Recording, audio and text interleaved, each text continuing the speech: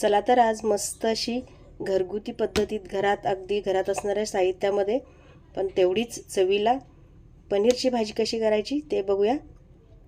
खूप मस्त लागते, बाहेरची अगदी काहीही आणायची गरज नाही। याच्यामध्ये मी दही किंवा क्रीम किंवा मलाई काहीही वापरलेलं नाही। एक छान अशी मस्त ट्रिक वापरून हे मस्त अशी ग्रेव्हीवाली पनीरची भाजी बनवली। तर ती काय ट्रिक आहे मी पुढे सांगणार आहे व्हिडिओमध्ये, तेव्हा व्हिडिओ शेवटपर्यंत बघा। तर काय काय साहित्य घेतले ते आधी बघून घेऊया। इकडे मी पनीर घेतले पाव किलो, हे विकतचंच पनीर आणलंय मी। पाव किलो घेतले आणि अशा प्रकारे हे बारीक चिरून घेणार आहे मी।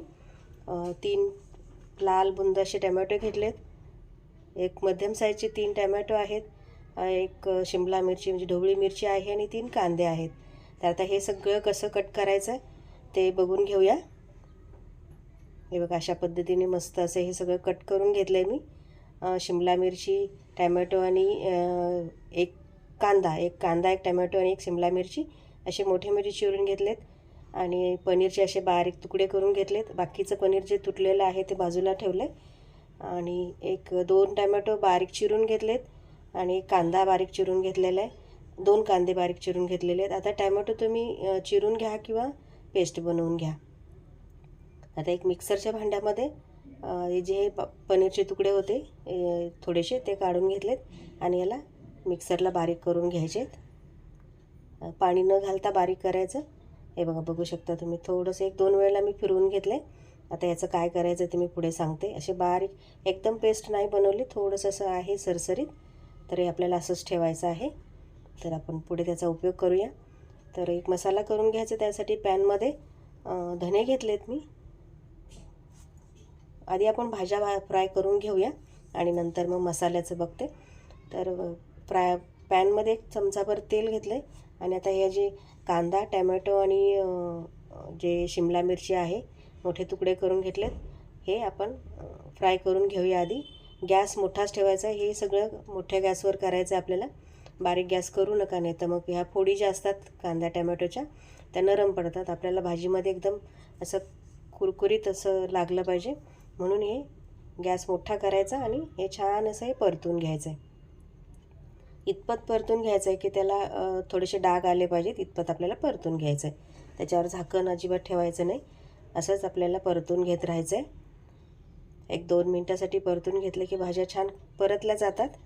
तुम्ही याच्यामध्ये तेल बटरही घालू शकता किंवा तूपही घालू शकता। थोडंसं मीठ घालायचं, म्हणजे अगदी थोडंसं मीठ घालायचं, त्याच्यामुळे थोडंसं नरम होतात। हे जास्त आपल्याला नरम करायचे नाहीत किंवा शिजवायचे नाहीत, तर थोड्याशा कुरकुरीत ठेवायच्यात आपल्याला या भाज्या।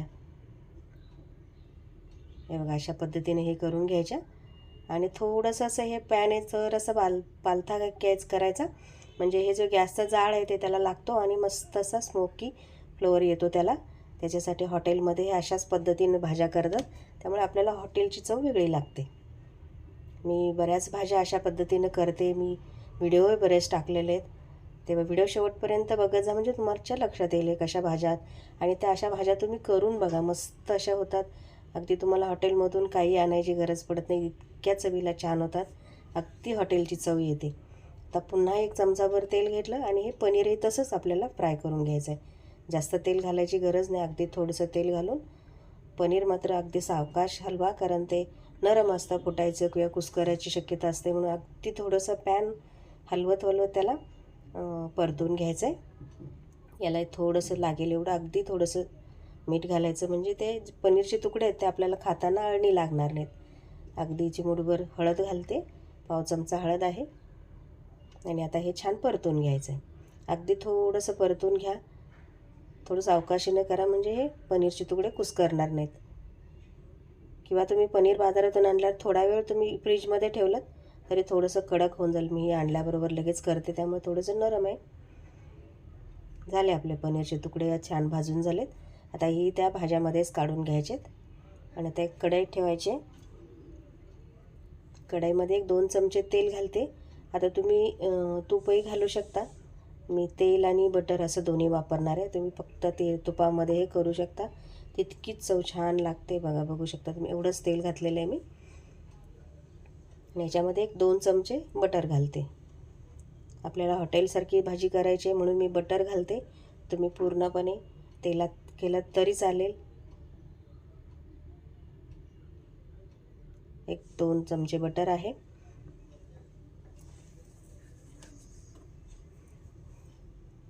बटर छान मेल्ट झालं की मग बाकीचं साहित्य घालायचं. आता हा बारीक चिरलेला कांदा आहे तो घालते मी.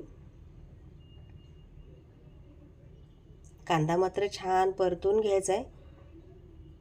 कांदा अजिबात कच्चा किंवा पांढरट असा ठेवायचा नाही. तांबूस कलर येऊसपर्यंत मस्त कांदा परतून घ्यायचा.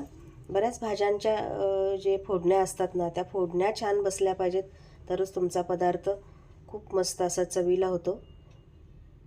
कुठल्याही पदार्थाची फोडणी तुम्ही अगदी लक्षपूर्वक करत जा, म्हणजे तुमच्या भाज्यांना पुढच्या जो सगळी भाज्यांची प्रोसेस आहे ती खूप चवीला होते. अगदी चवीला भाज्या मस्त लागतात.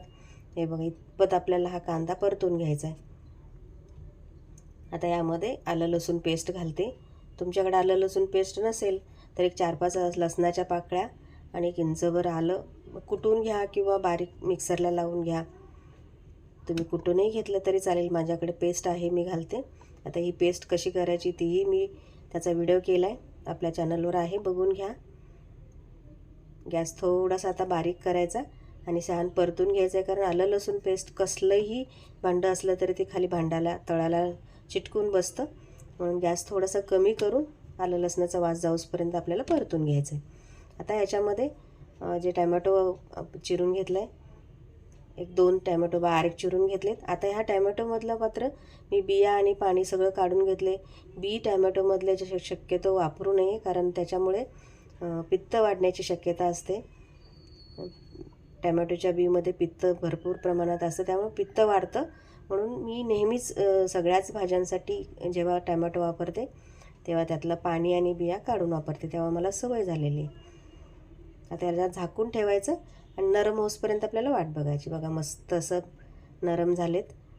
ते उलथन आणि आपण ज्या वेळेला हलवतो चमच्याने त्यावेळेलाच थोडंसं असं बारीक करून घ्यायचं.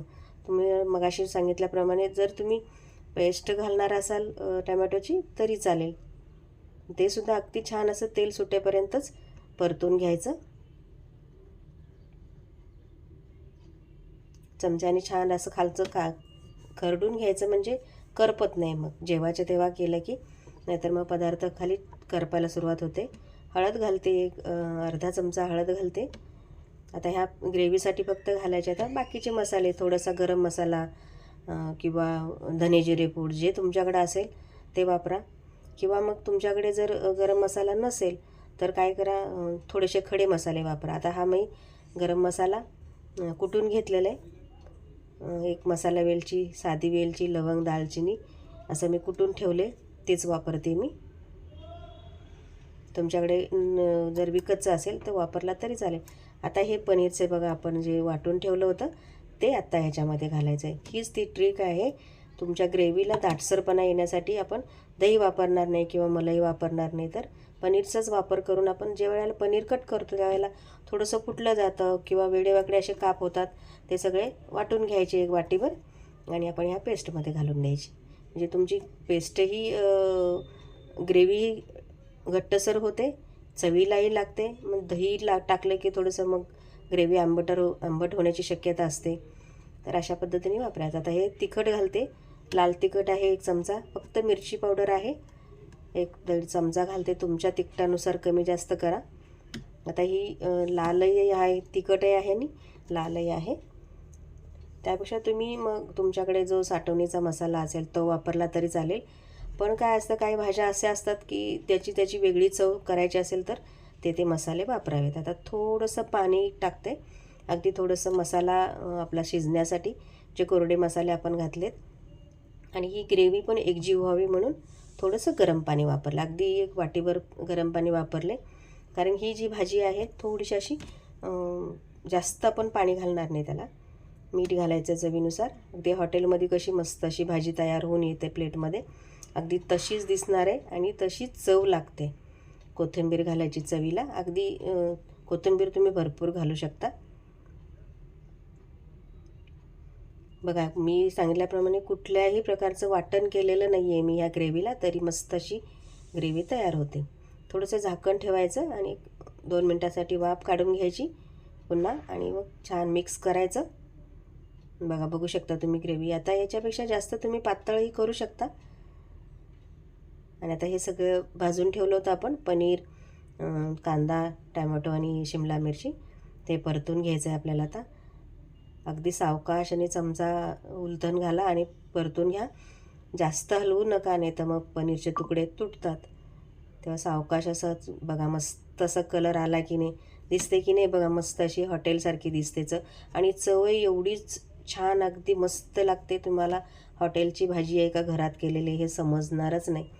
घरात मुलांना जर अशा प्रकारे करून दिलं किंवा मोठ्यांनाही टिफिनसाठी म्हणा, किंवा झाकून ठेवायचं, अगदी 1-2 मिनटासाठी झाकून ठेवायचं. एकजीव झालं की तुमची पनीरची भाजी तयार झाली. थोडीशी कोथिंबीर भुरभुरा, याच्यापेक्षा थोडीशी ग्रेव्हीही करू शकता. आता याच्याबरोबर नान, पराठा किंवा पुरीसुद्धा मस्त लागते, किंवा साधी चपातीबरोबरसुद्धा खाऊ शकता तुम्ही.